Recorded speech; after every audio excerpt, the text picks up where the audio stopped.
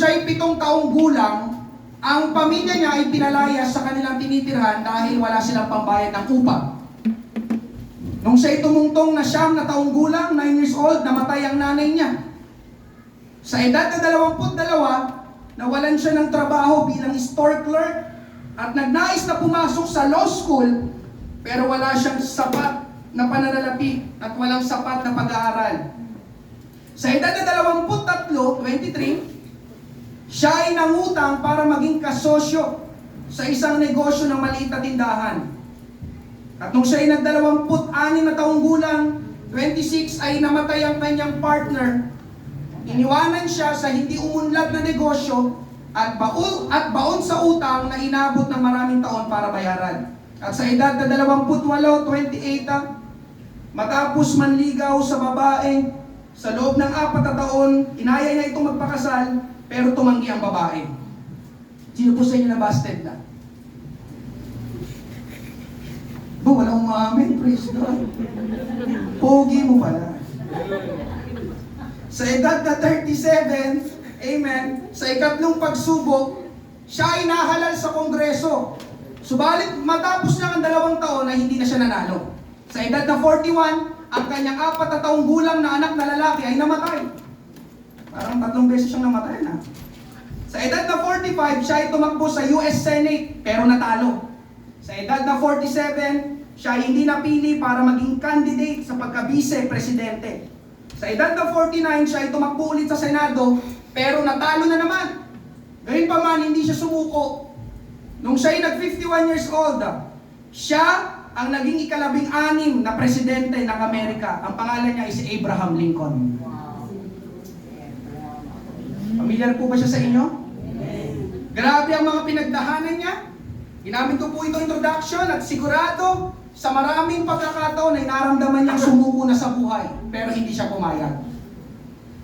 Kung sumuko si Abraham Lincoln nung siya ay 20 years old, nung siya ay 30 years old, nung siya ay 40 years old, naging presidente kaya siya ng Amerika? Malamang hindi. Amen. Ngayong umaga mga kapatid, tulungan tayo ng ating Panginoon na ikaw naman ang tatanungin ko, naisip o naramdaman mo na bang sumuko sa buhay? O baka pasuko ka na ngayon? Kung oo ang sagot mo, may gustong ipaalam at ipaalala ang Panginoon sa iyo. Pagbigay kalakasan nawa ang pangangaral na ito sa bawat isa. Amen. Basahin po natin ang ating main text sa 2 Corinthians chapter 1 verses 3 to 8. Sabi ko, dito muna ako sa pangangaral na ito. Hallelujah. Pero next Sunday, huwag po kayo mawawala. Amen po ba? Sabi po ganito, purihin ang Diyos at Ama ng ating Panginoong Hesukristo. Siya'y maawaing Ama at Diyos na laging nagpapalakas ng ating loob.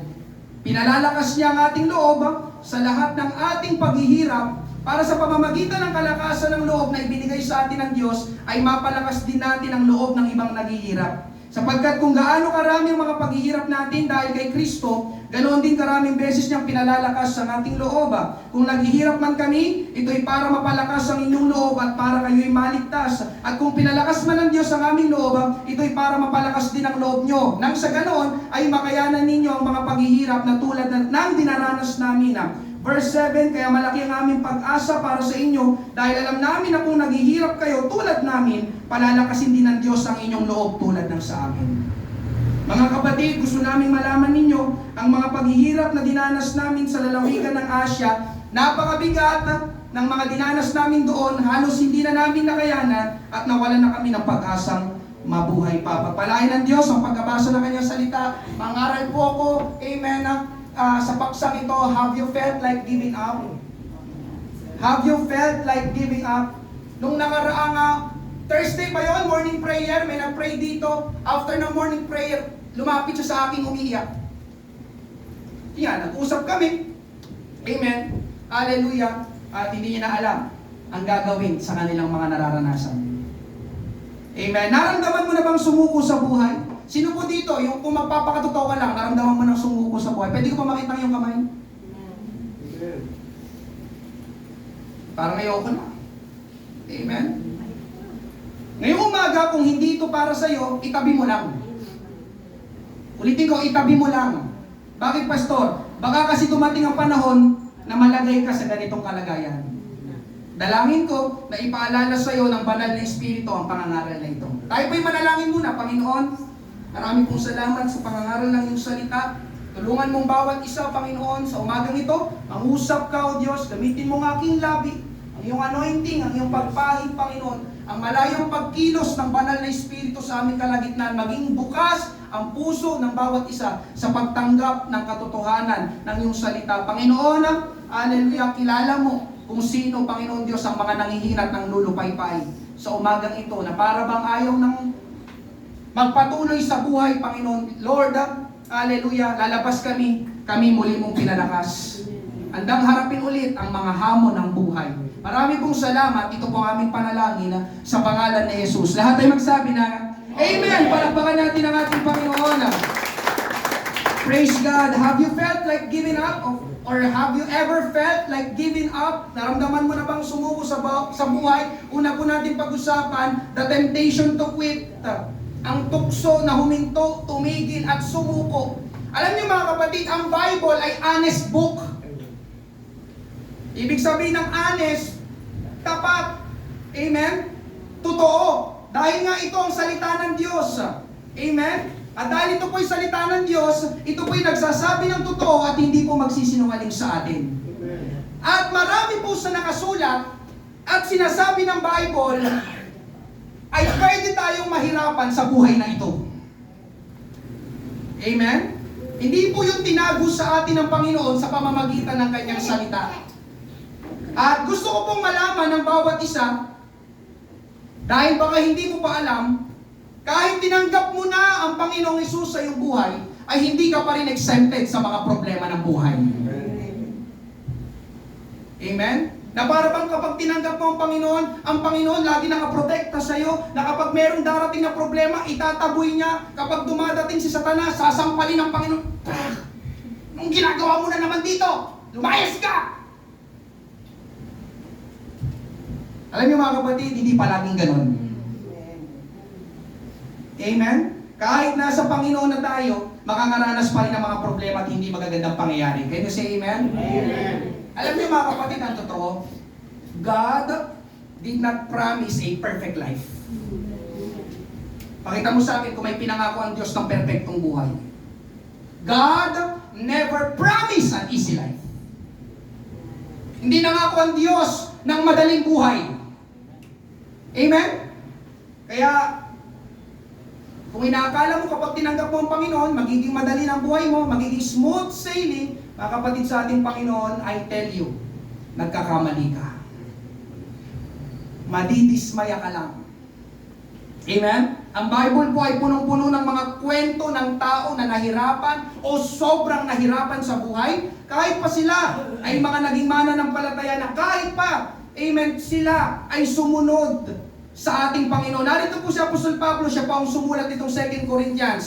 At ito po ay sulat niya sa mga mananampalataya sa Korinto. At sinulat niya sa verse 4, pinalalakas niya ang ating loob sa lahat ng ating paghihirap, who comforts us in all our troubles. Paghihirap, troubles. Si Pablo po ay lingkod ng Diyos. Sumusunod sa kalooban ng Panginoon. Katunayan, tinatawag pa nga siya ng mga Bible scholars na the Great Apostle. Kumbaga, kung meron mang magiging paborito ang Panginoon na apostolo lagad, amen, walang duda, sa Apostol Pablo na yun. Amen? Alam niyo po ba na siya ang nagsulat ng halos kalahati ng New Testament? Amen. Pero hindi yung naging valid reason para hindi siya makaranas ng mga paghihirap. Alam niyo, sa 2 Corinthians, amen, chapter 11, inilista niya ang mga naranasan niyang paghihirap habang, take note habang siya ay sumusunod at naglilingkod sa Panginoon. 2 Corinthians chapter 11 verses 23 to 27. Sila ba'y mga lingkod ni Kristo? Alam kong para na akong baliw sa sinasabi ko, pero ako rin ay lingkod ni Kristo. At higit pa nga, kaysa sa kanila. Dahil higit akong nagpakahirap kaysa sa kanila. Mas maraming beses ako nakulong. Sino na po sa inyo nakulong? Nahagupit. Sino na po sa inyo nahagupit? Napalo lang ng hanger. at nalagay sa bingit ng kamatayan. 5 beses akong tumanggap ng 39 na hagupit sa kapwa ko mga Hudyo. 3 beses akong pinangahampas ng mga sundalong Romano. Minsan na rin akong pinagbabato ng mga Hudyo. 3 beses kong naranasan na lumubog ang sinasakyang barko. Sino po sa inyo dito naranasan mo na habang nasa barko ka lumubog yung barko? At minsan, buong araw at gabi akong palutang-lutang sa dagat. Ano po sinakaranas ng palutang-lutang ka sa dagat? Ano pa sabi doon? Araw at gabi. Sa aking paglalakbay sa iba't ibang lugar, nalagay ako sa panganibag. Sa pagtawid sa mga ilog, sa mga tulisan, sa kapwa ko mga Hudyo, sa mga hindi Hudyo, sa mga lunsod, sa mga ilang, sa dagat, at sa mga tao nagpapanggap na mga kapatid kay Kristo. Verse 27, naranasan ko rin ang sobrang hirap at pagod at kawalan ng tulog. Naranasan kong magutom, mauhaw, kadalasan walang makain, at naranasan kong ginawin dahil sa kakulangan ng maisusuot. Sino po sa inyo dito nagkulang ng iyong damit o isusuot? Oh. Nagkulang kasi hindi ka naglaba. Pero yung sinabi mo wala na talaga, amen. Di ba? Amen po ba? Amen. Nabasa natin mga kapatid, grabe ang naranasan ni Pablo. At ito po'y patunay na kahit mananampalataya ay makakaranas ng mga paghihirap. Sino mananampalataya ngayong umaga? So makita yung kamay. Diba parang hirap daw. Sinong sumusunod sa Panginoon? Sinong umiibig sa Panginoon? Alam niyo mga kapatid, amen, lahat ng mga nag-amen, tignan niyo, may sinasabi ang Panginoon, John 16:33. Sinabi ko sa inyo ang mga bagay na ito para magkaroon kayo ng kapayapaan sa akin. Daranas kayo ng paghihirap dito sa mundo. Sino ulit mananampalataya? Amen! Opo, praise God. Kala ko iba, ano na eh? Amen! Nabasa niyo mga kapatid? Amen. Ang Panginoong Hesus mismo nagsasalita sa talatang ito. At ang kausap niya ay hindi mga mananampalataya. Ang kausap niya ang mga mananampalataya na katulad ko't katulad mo. Daranas kayo ng mga paghihirap sa mundong ito. Amen? Kaya sabi ko nga kanina, kung nag-iisip ka na kapag tinanggap mo ang Panginoon sa iyong buhay ay matatapos ng mga problema, nagkakamali ka. Meron pa rin mga problema. Meron pa rin mga kalungkutan. Meron pa rin pagdurusa. Pwede pa rin tayo mahirapan. Mga kapatid, sa ating Panginoon, hindi imposible na mawalan ka. Hindi imposible na mabigo ka. Hindi imposible na panghinaan ka ng loob. Hindi imposible na madapa ka. Matumba ka. Bumagsak ka. Hindi imposible na talikuran ka. Hindi imposible na pagtaksilan ka. Hindi imposible na masaktan ka. Hindi imposible na magkasakit ka. At hindi imposible na mamatayan ka. Amen? Yun yung mga bagay na hinihiling natin na sana ay huwag mangyari. Yun yung mga pangyayari na hindi natin pinaplanong mangyari. Yun yung mga bagay na iniwasan natin dumating. Pero sabi ng Panginoon, sa ayaw at sa gusto natin, daranas kayo ng paghihirap dito sa mundo. Ang tanong mga kapatid ay, naranasan mo na ba yun? Yung ikaw ay malagay sa isang kalagayan na halos walang-wala ka na. Hirap ka na. At lubog ka na. Ang sunod na tanong, anong reaksyon mo? Anong response mo? Anong naramdaman mo? Amen? Si Pablo sa ating main text, verse 8, mga kapatid, gusto naming malaman ninyo ang mga paghihirap na dinanas namin sa lalawigan ng Asya. Napakabigat ng mga dinanas namin doon. Halos hindi na namin nakayanan at nawalan na kami ng pag-asang mabuhay pa. Mga kapatid, narito si Pablo, yung tinatawag nating great apostle. Sabi niya, dumanas sila ng napakabigat na paghihirap na halos ikamatay na nila. At sa kanilang naranasan na yun, hindi sinabi ni Pablo na dumanas sila ng napakabigat na paghihirap pagtapos ay tuwang-tuwa sila. Pagtapos ay masayang-masaya sila. Ganun ba yung sinabi niya? Kundi ang sinabi niya mga kapatid, halos hindi na nila nakayanan at nawalan na sila ng pag-asa. Dito mga kapatid, hindi siya nagpanggap. Hindi niya tayo binola-bola. Sinabi niyang totoong nangyari at totoong nararamdaman niya. Amen? Ipinalam niya sa atin. Kaya tignan niyo sabi sa unang bahagi, gusto naming malaman ninyo. Ay umaga mga kapatid, sa lahat ng mga sumusunod sa Panginoon, itong sinasabi ni Pablo, gusto naming malaman ninyo. Daranas pa rin ng paghihirap ang mga taong sumusunod, naglilingkod, umiibig sa ating Panginoon. Amen? Gustong ipaalam ni Pablo na kahit naglilingkod sa Panginoon, makakaranas ka pa rin ng mga mahihirap na sitwasyon. Gustong ipaalam ni Pablo na kahit mananampalataya ka na, makakaranas ka pa rin ng mga kabiguan. Amen? At alam po natin hindi madali at hindi nakakatuwa kapag tayo nakakaranas ng mga mabibigat at matitinding problema sa ating buhay. Amen po ba? Narito sa Apostol Pablo, halos sumuko na siya, halos gumive up na siya. Sino po sa inyo nakaranas na parang gusto mo nang sumuko kagaya ni Pablo? Balikan natin yung pamagat. Have you felt like giving up? Nung mga nakaraan, maging ngayon, pasuko ka na ba? Amen? Bakit mo tinatanong, Pastor? Dahil aminin man natin o hindi, mas madaling sumuko kaysa magpatuloy. Mas madaling huminto kaysa manatili. Mas madaling umayaw kaysa magtiis. The temptation is to quit. Kapag napagod sa trabaho, quit. Kapag bumagsak sa school, quit. Kapag nabaon sa utang, quit.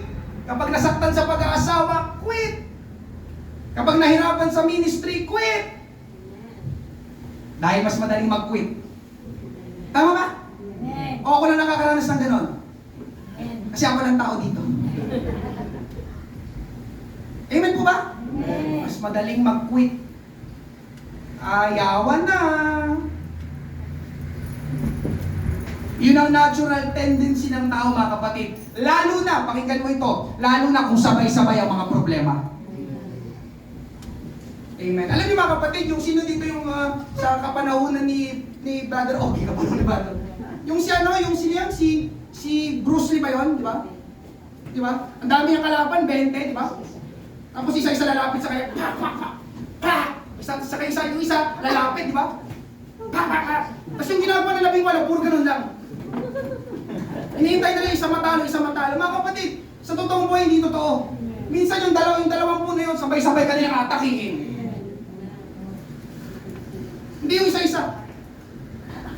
Tapos yung isa na, ay, natumba ako na next. Sa palabas lang yun. Amen? Minsan mga kapatid, sabay-sabay ang mga problema. Naalala nyo ba si Job? Sa loob ng isang araw, nangyari lahat yun. Ano nangyari kay Job? Nawala ang kanyang mga ari-arian, nalugi ang kanyang hanap buhay, namatay ang lahat niyang mga anak, nagkaroon siya ng malubhang karamdaman. Imagine mga kapatid, nangyari lahat yun kay Job. Amen? Alam niyo kung anong naging reaksyon ng kanyang misis? Job chapter 2 verse 9, pagkatapos ay sinabi ng kanyang asawa sa kanya, mananatili ka pa ba sa iyong katapatan? Sumpain mo ang Diyos at mamatay ka na. Amen? Ito kasi natural tendency talaga natin mga kapatid, lalo na kapag nahihirapan na tayo. Amen? Ang sabi ng misis ni Job ay, quit! Give up! Curse God and die! What's the point of continuing? Bakit ka pa magpapatuloy? Mananatili ka pa rin magtapat sa Panginoon? Gusto mo pa rin ba mabuhay? Ganyan ang nangyari sa'yo? Quit! Give up! And die! Amen? Ngayong umaga mga kapatid, magtatanong ulit ako, have you felt like giving up? Amen? Nais kang tulungan ng ating Panginoon ngayong umaga. Amen. Amen? Kung gano'n ang nararamdaman mo sa oras na ito, o kung sakali man na maramdaman mo ito sa mga susunod na araw, buwan o taon, gustong sabihin ng Diyos na mali ang response ng asawa ni Job. Amen? Dahil ang Diyos, mga kapatid, ay Diyos ng kaaliwan. Pangalawa, pag-usapan natin. Amen? Hallelujah. 2 points lang po ito. Gusto lang tayo palakasin ng Panginoon ngayong umaga, the God of all comfort. Ang Diyos ng kaaliwan. Sa ating main text, 2 Corinthians chapter 1 verse 3, purihin ang Diyos at Ama ng ating Panginoong Hesukristo. ang Ama ng mga kaawaan at Diyos ng lahat ng kaaliwan. Blessed be the God and Father of our Lord Jesus Christ, the Father of mercies and God of all comfort. Amen? God of all comfort. Oo, tama mga kapatid. Hindi nangako ang Diyos ng perpektong buhay. Hindi nangako ang Diyos ng madaling buhay. Pwede tayong mahirapan, pero gustong ipaalam ng Diyos ngayong umaga sa bawat isa, sa lahat ng makaharap ko, amen, na doon sa mga sitwasyon na napakahirap at parang gusto mo nang sumuko, nais ng Diyos na samahan ka. Hindi lang basta samahan o para bang tapikin lang yung balikat, kundi gustong sumali ng Diyos sa iyong sitwasyon, sa iyong kalagayan. Amen? Yung kaaliwan dyan o yung comfort ay nanggaling daw sa salitang Griego na paraklesis. Hindi ko na nilagay dyan. Na ang ibig sabihin ay encouragement, consolation. Mga kapatid, ngayong umaga, ito ang ating Panginoon Diyos. Ito ang Diyos na ipinapangaral ko sa inyo. Palagi siyang nagpapalakas. At gusto kanyang palakasin, lalo na doon sa mga panahon, sa mga oras na ikay nabibigatan at nahihirapan. Amen po ba? Hallelujah! Mga kapatid, ngayong umaga, merong Diyos sa langit na gusto tayong aliwin, palakasin at tulungan. 2 Corinthians chapter 1 verses 3 to 4. Purihin ang Diyos at Ama ng ating Panginoong Hesukristo, ang Ama ng mga kaawaan at Diyos ng lahat ng kaaliwan, na umaaliw sa atin sa lahat ng ating kapighatian. Ito ang isa sa mga ginagawa, trabaho ng Panginoon. Sa iyong mga kapighatian, gusto kanyang aliwin, palakasin, tulungan. Amen po ba? Hallelujah! Kailanman mga kapatid, pakinggan mo ito, hindi nagsabi ang Diyos na kalooban niya ang sumuko. Mag-give up, mag-quit, at magpakamatay. Kasi dito sa Pateros, ilang beses na akong nakapakinig na, ayoko na. I want to die. Gusto ko na magpakamatay. So dito, alam niyo mga kapatid, dito ka lang sa Pateros, napakinggan yung ganun personally. Sa Mandaluyong, syempre, di man ako pastor, lang pa ako napakinggan ganun, pero dito sa Pateros, sabi ko, meron pala talagang ganung tao. Na talagang kapag nahihirapan, gusto nang sumuko at tapusin ang kanyang buhay. Nakaranas na po ba kayo ng ganon? Amen. By the way, mga kapatid, isingit ko lang po amen, ang pagpapakamatay ay idea na galing sa impyerno. Ulitin ko ulitin ko. Sa mga nagtatangka, nagbabanta dyan. Ang pagpapakamatay ay idea na galing sa impyerno. Ang pagpapakamatay ay pa-impyerno. Kaya kung gusto mong mapunta sa impyerno, amen po ba? Mga kapatid, God is a God of life. Giver of life. Kung ang Diyos ay nagbibigay buhay, bakit ikaw naman ay magpapakamatay? Kaya taliwas ang pagpapakamatay sa kalooban ng Diyos. Amen po ba? Amen. Mga kapatid, kapag tayo nahihirapan, merong Diyos ng kaaliwan na gusto tayong palakasin. Amen. Ngayon, mga kapatid, meron pong tatlong dahilan bakit pinapayagan ng Diyos na makaranas tayo ng mga problema, suliranin at hindi magagandang pangyayari. Amen? Hindi po yan wala lang. Palaging merong layunin ng Diyos. Una, bakit dumadaan ka sa mga mahihirap, amen, mga mabibigat, mga matitinding problema sa iyong buhay? Una, upang maging matatag ka sa buhay. Amen? Upang maging matatag tayo sa 2 Corinthians chapter 1 verse 6. Kung naghihirap man kami, ito'y para mapalakas ang inyong loob at para kayo'y maligtas. At kung pinalakas man ng Diyos ang aming loob, ito'y para mapalakas din ang loob ninyo. Nang sa ganoon ay makayanan ninyo ang mga paghihirap, maging matatag, na tulad ng dinaranas namin. Sino pong naniniwala ngayong umaga ng mga taong hindi nakaranas o hindi nakakaranas ng problema kung meron man, o mga umiiwas sa problema ay mga mahihinang nilalang? Alam niyo ba yon? Sino umiiwas sa problema? Magiging mahinang nilalang ka. Alam mo ba yan? Alam niyo mga kapatid, yung mga taong matatag sa buhay, Pakinggan mo ito. Alam mo yung mga taong matatag sa buhay? Sanay na sa problema.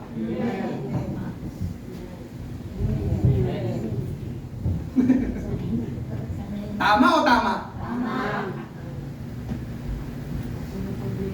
Amen? Marami nang pinagdaanan sa buhay. Kung dinaanan mo ng bagyong signal number 10, dito nakadaan ka na sa bagyong signal number 10. Alam niyo mga kapatid, kapag nakadaan ka na sa signal number 10, wala na lang sa yung bagyong signal number 1. Bagyong signal number 2, bagyong signal number 3, kahit signal number 5 pa kasi dumaan ka na sa signal number 10. Tama? Amen? Pero yung mga hindi nakaranas, kahit signal number 1, naku, kapag dinaanan nyo na signal number 5, madali yung susuko, aanurin nyo ng baha. Amen po ba? Kaya tingnan nyo mga kapatid, yung mga tao na nasa lugar na madalas daanan ng bagyo, di ba ano ba yung mga lugar? Bicol, yung mga Aurora, di ba yung mga yan? Mga madalas daanan ng bagyo. Alam nyo mga kapatid, sanay na yun sa bagyo. Okay, may bagyo na naman. Di ba? Hindi na nagugulat pa sila. May bagyo? Okay, dito na naman para sa lugar natin. Mga kapitbahay, may bagyo daw. Ihanda na yung mga dapat ihanda. Yung mga bangka, ha? Yung mga bahay. Amen po ba? Amen. Pero kung tayo, na mga Manileño, dadalhin tayo doon, naniniwala ko matataranta tayo. Meron dito, bakit ito yung bagyo dito? Tama? Tama. Kasi hindi ka sanay. Hindi ka sanay. Amen? Pero sila ng mga tao doon, halos kalmado lang sila. Alam niyo kung bakit? Dahil pinatatag na sila ng bagyo. Bagyo lang yan. Amen po ba? Amen. At yun din po ang gustong mangyari sa atin ng Diyos. Alam nyo, kaya alam nyo mga kapatid, amen, ito, maganda ito. Sa lahat ng mga may anak dito, pwede ko bang makita yung kamay, lahat ng mga may anak? Lahat ng mga may anak. Tama na alagaan natin sila. Listen, sa lahat ng mga magulang. Tama na alagaan natin sila. Tama na ingatan natin sila. Amen? Tama na mahalin natin sila. Ang hindi tama ay yung pagiging overprotective. Ulitin ko, tama yung protection, pero yung over, yun ang hindi tama. Amen? Mga kapatid, pakinggan mo ito sa lahat ng mga magulang. Habang lumalaki yung mga anak, dapat ay ma-realize nila ang realidad ng buhay. Huwag mong itago sa kanila. Amen? Huwag niyo po silang laging ibalot sa lampin. Diba? 15 na, dinadaya-per mo pa.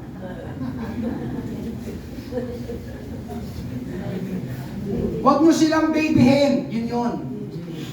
Amen po ba? Amen? Lalo na sa mga may anak na lalaki. Sino mga lalaki? Parang walang gusto umamin. Sino mga lalaki ngayong umaga? Usapang lalaki. Sino mga lalaki? Lalo sa mga may anak na lalaki. Pakinggan mo ito magulang, sa mga may anak na lalaki, isang araw magkakaroon sila ng pamilya. At sila ang lalaki. Sila ang tatay.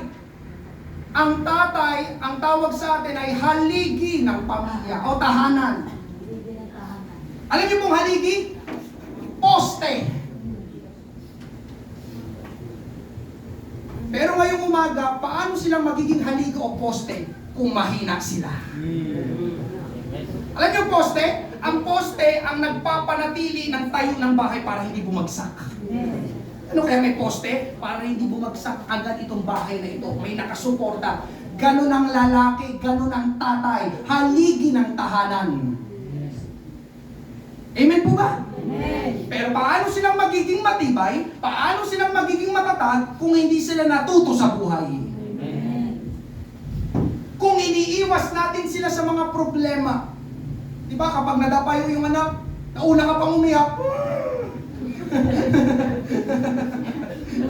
Hindi na. Ano ka mangyari sa ina? Stretcher! Stretcher!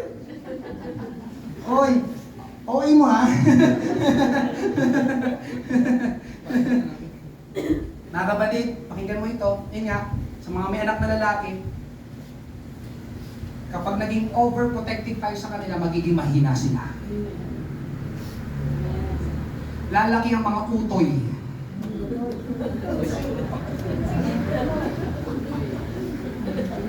At kapag mahina sila, listen, kapag mahina sila, madaling babagsak ang bahay. Madaling babagsak ang pamilya. Madaling babagsak ang buhay. Amen? Hallelujah. May nabasa ko na ganito, ang ganda nito. Sabi, a boy becomes a man through pain, failure, rejection, loss, disrespect, deadly risk, and heartbreaks, not age. Hindi ibig sabihin na 30 years old ka na ay matured ka na. Ang maturity hindi nakabase sa edad. Ang maturity ay kung paano kang humawak ng responsibilidad. Merong 15 years old, merong 14 years old, matured na. Bakit? Natuto sa buhay. Alam niyo ba yun? 13 years old. Dahil hirap sa buhay, yun ay. Hirap sa buhay. Hindi nakapag-aral, pinili magtrabaho, pero para merong makain. Pero yung mga kapatid, yun ang mga matatag sa buhay.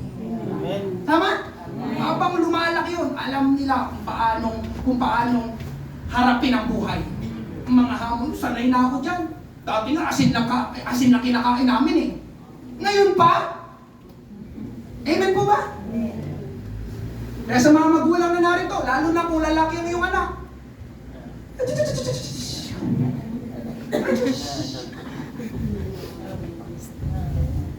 Matagal na ito mga kapatid, nahulog si Ruth dyan sa hagdan.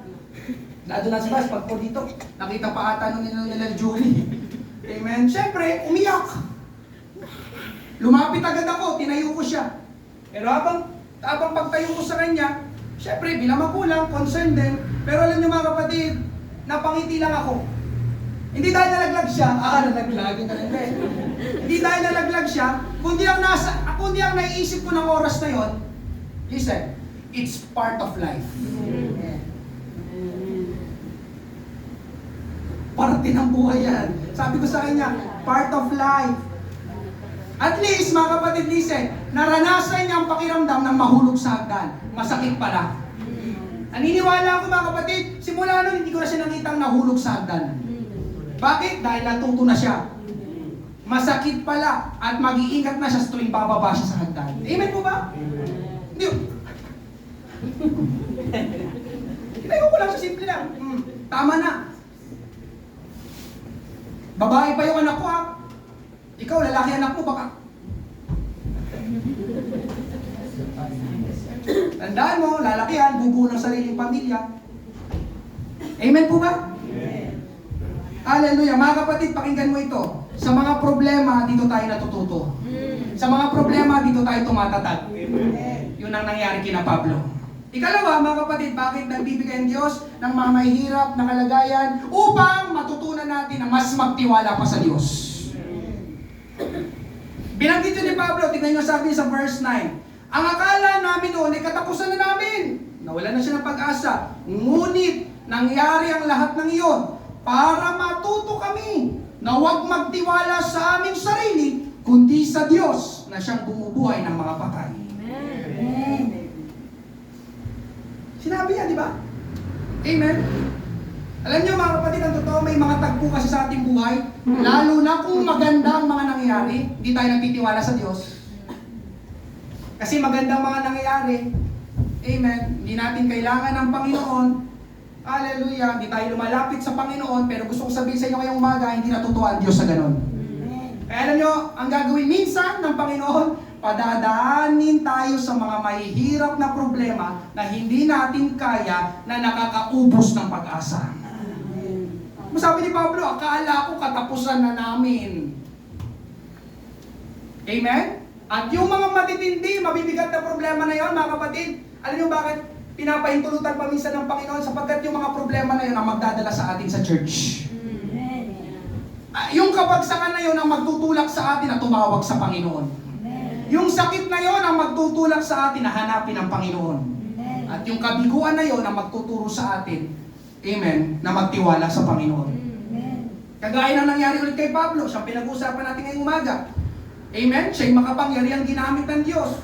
Amen? Kapag binasa niyo ang kanyang kwento, nagpapalabas siya ng mga demonyo sa mga taong inahalinan. Sa pangalan ni Jesus, lumalabas, lumalaya. Nagpapatong siya ng kamay sa mga may sakit para ipanalangin sa pangalan ulit ni Jesus. Gumagaling. Nangangaral siya ng ebanghelyo ng ating Panginoon. Maraming sumasampalataya. Marami siyang nadala sa Panginoon. Nakakapagsimula siya ng mga pioneer church sa iba't ibang lugar.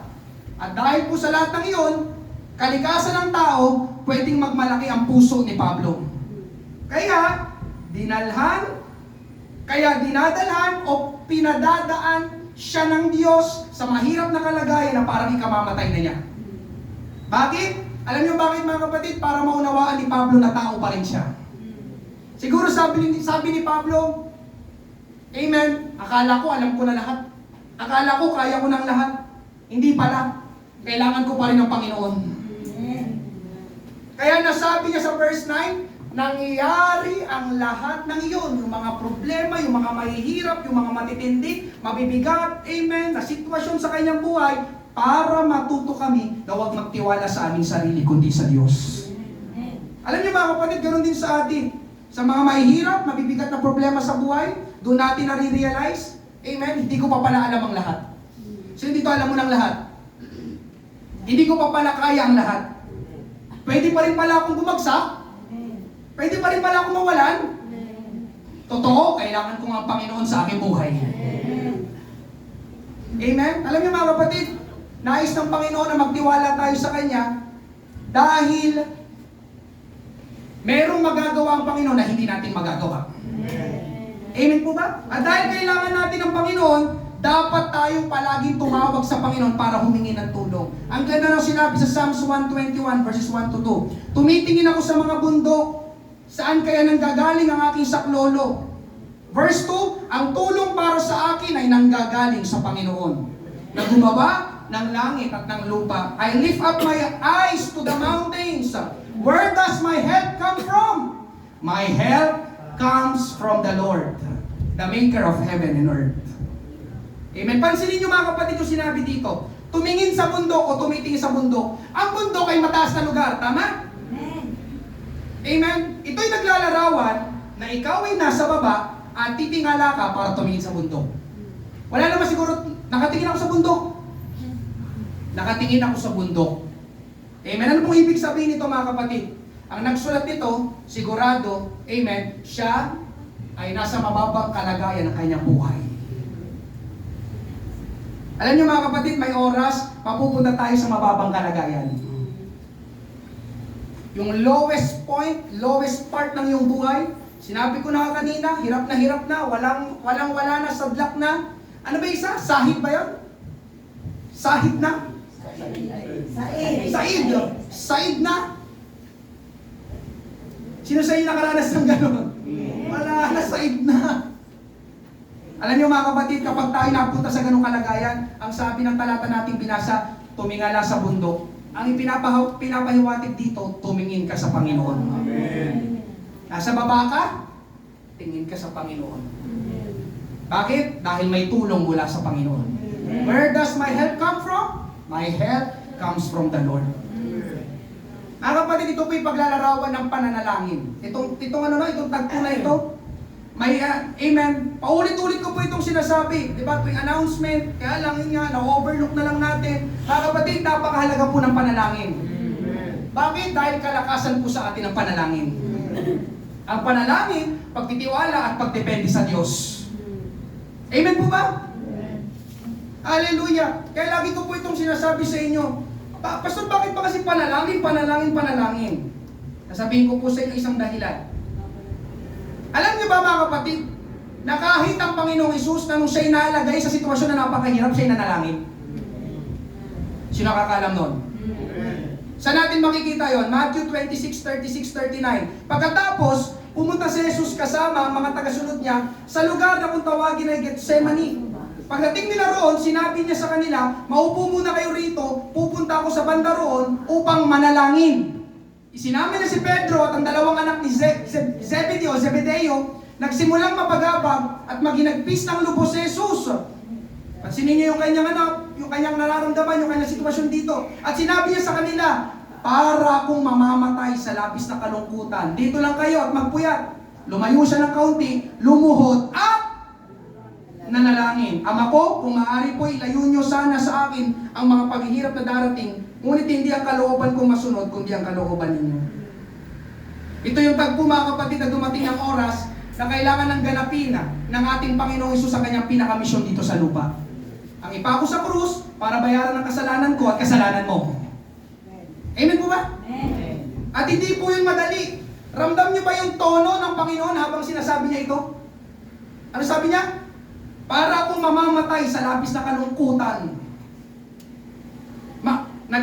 Nabagabag, naghinagpis ng lubos. Amen? Pansinin niyo mga kapatid, pati ang ating Panginoon nalagay din sa napakahirap na kalagayan at parang gusto na umayaw.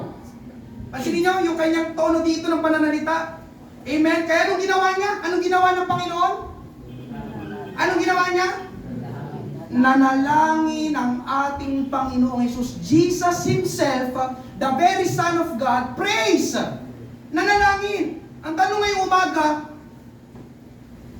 kung ating Panginoong Hesus nananalangin, sino ka na hindi nananalangin? Amen. Who are you? Are you God? Si Jesus ito. Amen po ba? Amen. How about you?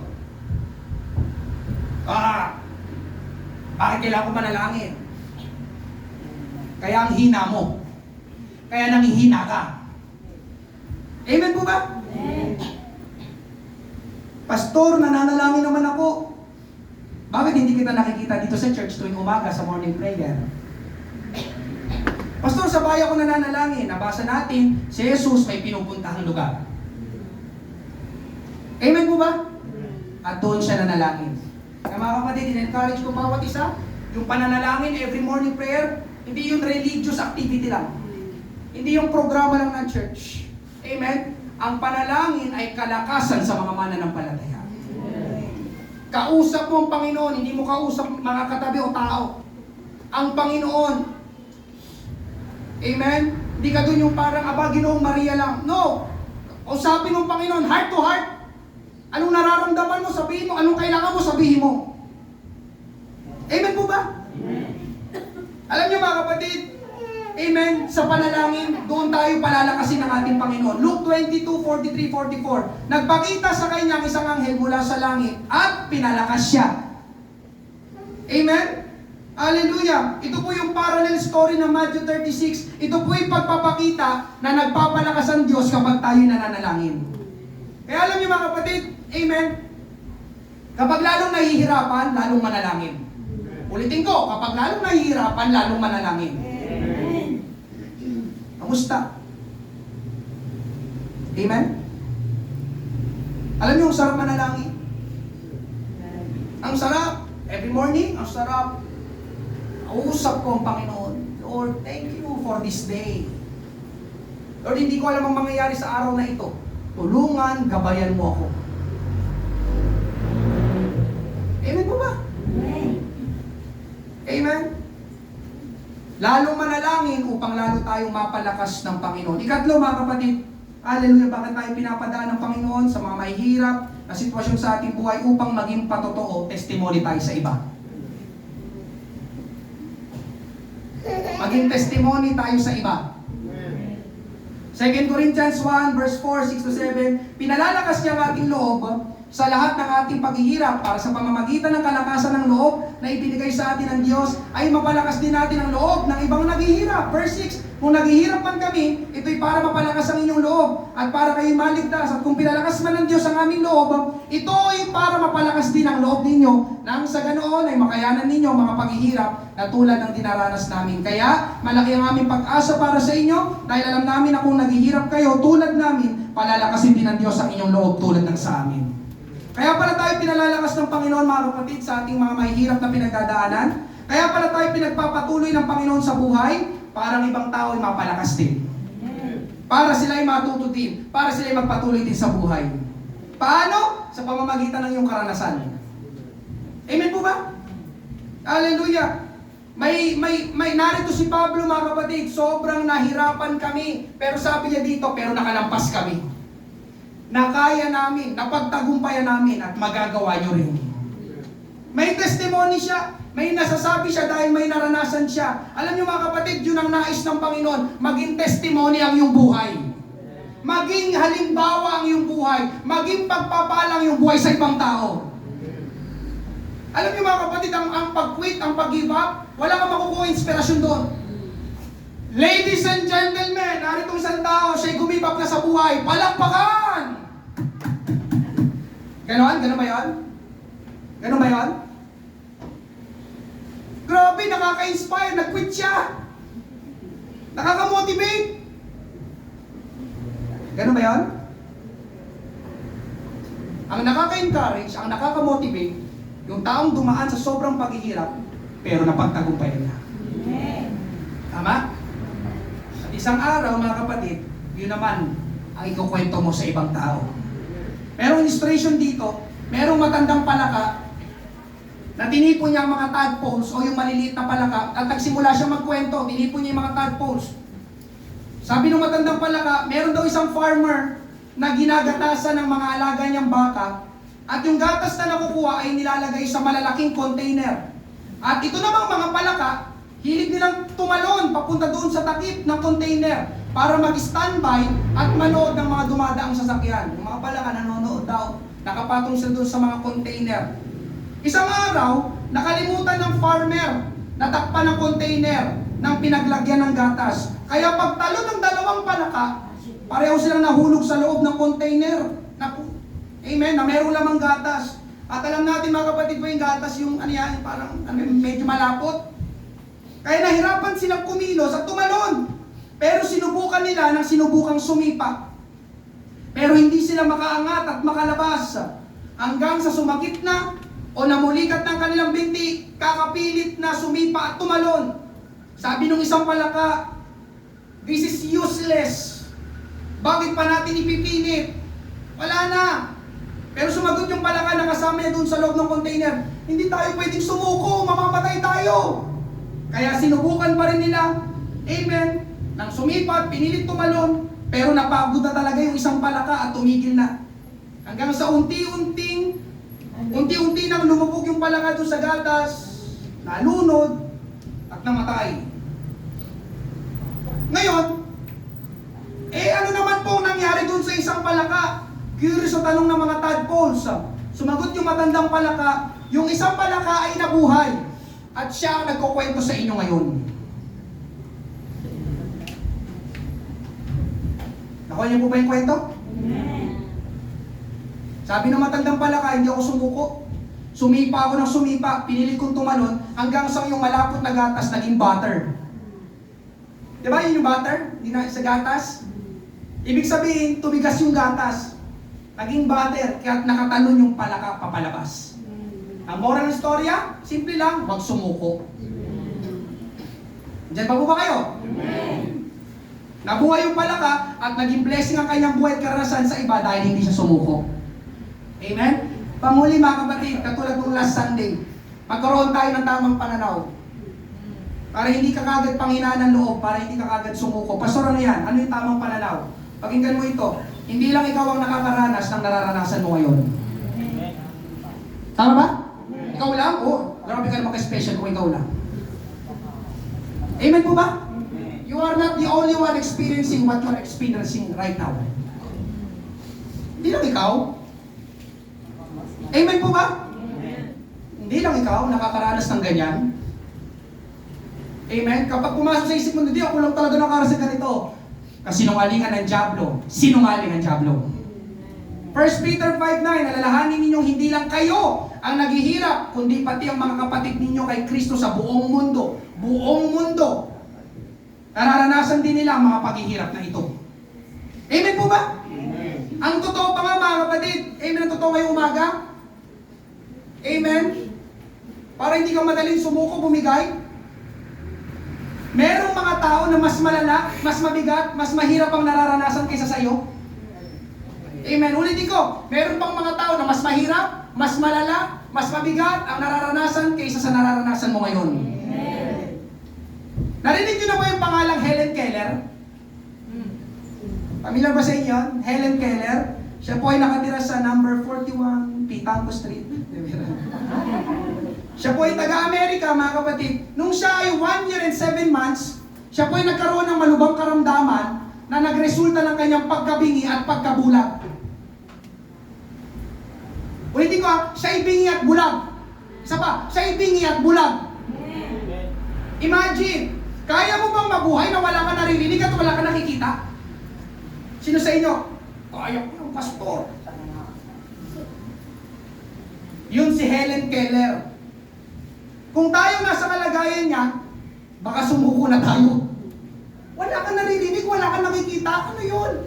Saan papunta yung buhay mo noon? Nakakawala ng pag-asa. Tama po ba? Pero alam niyo ba mga kapatid, sa kabila ng kalagayan niya, hindi sumuko si Helen Keller sa buhay.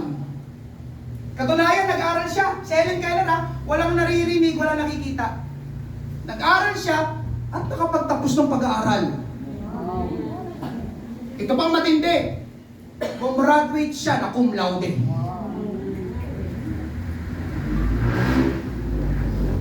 Walang naririnig, walang nakikita. Bingi at bulag, nag-cum laude. Bingi at bulag, hindi sumuko. Kamusta tayo? Kamusta ka? Na kumpletong yung katawan at walang kapansanan. Suko na ako!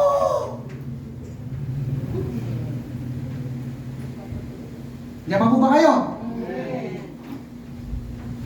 Ito ang isa sa mga sinabi niya. Although the world is full of suffering, it is also full of overcoming it. Bagamat ang mundo ay puno ng pagdurusa, puno rin ito ng pagtatagumpay. Pero yun yung mga kapatid, nanggaling sa isang tao may kapansanan, sa halip na siya dapat ang pinalalakas, dahil nga sa kalagayan niya, parang walang pag-asa, pero siya pang nagpapalakas ng loob ng iba. Bingi at bulag, nagpapalakas ng walang kapansanan. Amen po ba? Ingay, ang buhay maging blessing sa iba. Wow! Di ba yun yung mga nakakahamon? Grabe! Nagawa niya yun, kaya ko rin yun! Amen po ba? Meron pa isa dito, tula, isampung, when things go wrong, as they sometimes will, when the road you're trudging seems all uphill, when the funds are low and the debts are high, and you want to smile, but you have to sigh, when care is pressing you down a bit, rest if you must, but don't you quit. Kaya mali yung response ng asawa ni Job, mga kapatid, na kapag hindi na magandang nangyayari, curse God and die. Hindi. Ang tama, mga kapatid, trust God and rest. Sino dito napapagod na? Sino dito napapagod na? Alam mong solusyon? Magpahinga. Pagod ka na? Pahinga lang. Tulog ka. Amen po ba? Huwag niyong aalisin ang panalangin. Hindi curse God and die. Ang tama ay trust God and move forward. Amen? 1 Peter 5:10. Maikling panahon, last verse, maikling panahon ng paghihirap ninyo. Pagkatapos nito, tutulungan kayo ng Diyos para maging ganap ang buhay ninyo. At siya rin ang magpapatatag at magpapalakas sa inyo. Bakit? Dahil siyang pinagmumulan ng lahat ng pagpapala. Ang kapatid, may pagpapala sa mga hindi sumusuko. Ulitin ka, may pagpapala sa mga hindi sumusuko. Lagi mo tatandaan ito. Amen. Ilang beses na narinig ito eh. Lilipas din yan. Amen po ba? Amen. Darating ang araw, mga kapatid, mapapangiti ka na lang kapag naalala mo yung mga mahirap na kalagayan, nakalampas ka. Babalik. Anong pas ako doon? Na kapag may lumapit sila tao, hindi, bro, sis, nagtaanan ko yan. Makakalampas ka yan. Tumawag ka lagi sa Panginoon, magtiwala ka sa Kanya. Makakaahon ka. Amen? Hallelujah. Iwanan ko po ito sa inyo. Alam niyo po ba mga kapatid, ang paborito kong sabihin? Sino dito nakakaalam? Sa mga disciple narito, alam niyo kung anong paborito ko sabihin malagi? Sino? Ang makakahula, bibigyan ko ng 50,000. 50,000 na palakpak. Ano, Sister Marian? Pakilakasan. Pakilakasan. That's my favorite word. Patuloy ka lang. Amen. Wala ko ibang sasabihin eh. I don't have all the answers. Patuloy ka lang. That's life. And life should go on. Amen? Walang formula.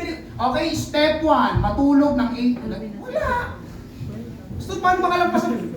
Patuloy, magtiwala sa Diyos, move forward. Kaka-move forward mo, ingay, nakalampas ka na. Oh! Amen po ba? Amen? Tama ba? Paborito ko sabihin nyo, kapag may nakausap ako, patuloy ka lang. Sis bro, patuloy na. Ganyan ang buhay. Amen?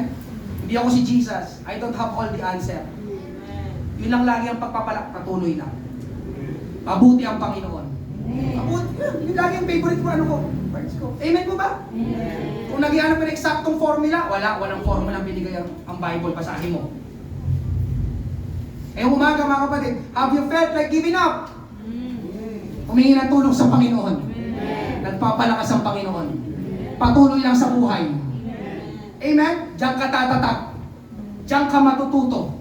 Diyan ka lalago. At magiging pagpapala ang buhay mo sa ibang tao. Palakpakan, purihin natin ang Panginoon sa mga. Tayo magsirong lahat. Amen. Thank you Lord. Ako po'y nananawagan. Meron po bang first time? Hallelujah. Ngayong umaga, kailangan mo ang ating Panginoong Isus. Tanggapin mo siya sa umaga nito. Meron po ba? Kung wala, pwede po ba tayo magsitayong lahat? Amen. Let's pray. Pwede bang lumapit dito sa harap? Nakakaranas ka ng ganito? Parang Lord, Pastor, parang hindi ko na alam. Parang ayoko na. Let's pray. Let's pray. Humingi tayo ng tulong sa Panginoon. God is the God of all comfort. Lord, I don't know kung makakapagpatuloy pa ako sa buhay. What's happening? What's happening? Amen? Yun nga, mananalangin tayo. Humingi ka ng kalakasan sa Panginoon. Amen? Pag-uwi mo. Hallelujah. So, umagang ito. Manampalataya ka. Mabuti ang Panginoon. Kasama mo siyang palagi. Huwag mong kalimutan yung kanyang pangako. I will never leave you nor forsake you. Nahihirapan ka, pero kasama mo ang Panginoon. Amen? Hallelujah. Sa lahat. Tapos mamaya, sabay-sabay tayo mag-pray. Magpuri tayo sa Panginoon. Mag-speak in tongues. Kung kailangan mag-speak in tongues. Hallelujah. Thank you Lord. Ibigay natin ang kapurihan, kapasalamatan sa Panginoon. Amen? Hallelujah. Na mananalangin tayo. Hallelujah. Taas mo ang iyong kamay sa ating Panginoon. Hallelujah. Thank you, Lord. Sige, purihin natin ang Panginoon, Lord. Maraming pong salamat. Give you glory. Give you praise. Aming amang banal, buhay na Diyos na makapangyarihan na nasa langit, Panginoon. Narito po kami ngayong umaga, O Diyos. Ikaw ang nakakaalam ng lahat. Ikaw, Panginoon, ang nakakaalam ng eksaktong kalagayan, eksaktong sitwasyon, eksaktong nararamdaman, Panginoon, ng aking mga kapatid na ito, Panginoon Diyos. Tulungan mo po sila, Panginoon. Hallelujah. Ikaw ang Diyos, Panginoon, na walang imposible sa iyo. Ikaw ang Diyos, Panginoon, na walang mahirap sa iyo. Ikaw ang Diyos na walang imposible sa iyo, Panginoon. Inilalapit po namin, Panginoon, sa umagang ito, ang aking mga kapatid na ito, O Diyos. Kami humihingi ng tulong at kalakasan, Panginoon. Supernatural strength, Panginoon, na makayanan ang buhay na ito, Panginoon Diyos. Ang mga hamon, ang mga problema, Panginoon, ang mga suliranin, Panginoon Diyos, Lord, gawin mong matibay, Panginoon, ang aming pananampalataya, kalakasan, Panginoon Diyos, sa aming kalooban, Panginoon, Lord, mandaraya ang kaaway, na pilit kaming ibinabagsak, pilit kaming itinutumba, Panginoon, na sinasabi sa amin na wag na kaming magpatuloy, lalo na kami magpatuloy, Panginoon, na magtiwala at umasa sa iyo. Panginoon, sa umagang ito, Diyos, kami nagpapakumbabang lumalapit sa iyo. Ikaw, Panginoon, ang tunay na kailangan namin sa aming buhay.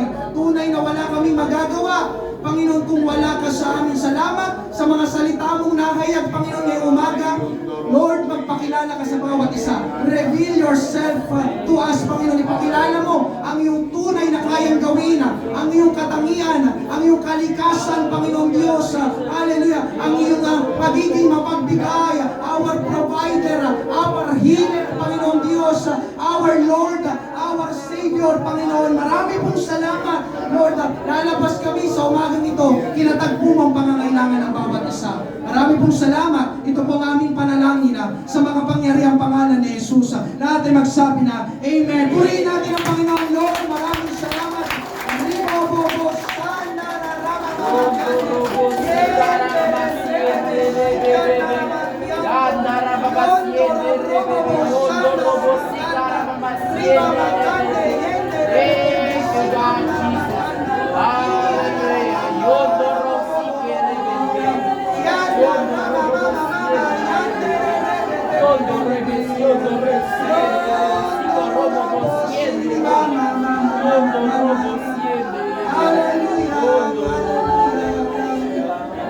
We need your strength, Lord God. Hallelujah.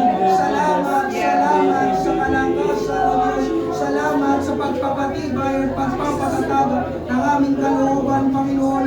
Hallelujah. Salamat. Give you praise. Maraming salamat.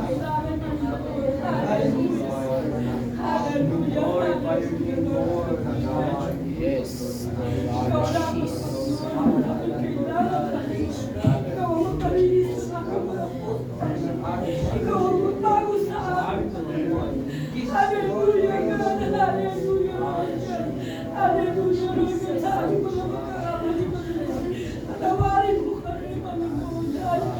Hallelujah. Thank you, Lord. Thank you, Lord. Mga kapatid, ano man ang nangyayari sa ating buhay, palaging mabuti ang Panginoon. Hindi ibig sabihin na masama ang nangyayari sa atin, ay masama na rin ang Panginoon. No. Hindi nagbabago ang Panginoon. Sa iyong mga pinagdadaanan ngayon, tinuturuan lang tayo ng Panginoon. May gusto lang palabasin sa iyo to bring the best out of you. Magtiwala sa Panginoon. Amen?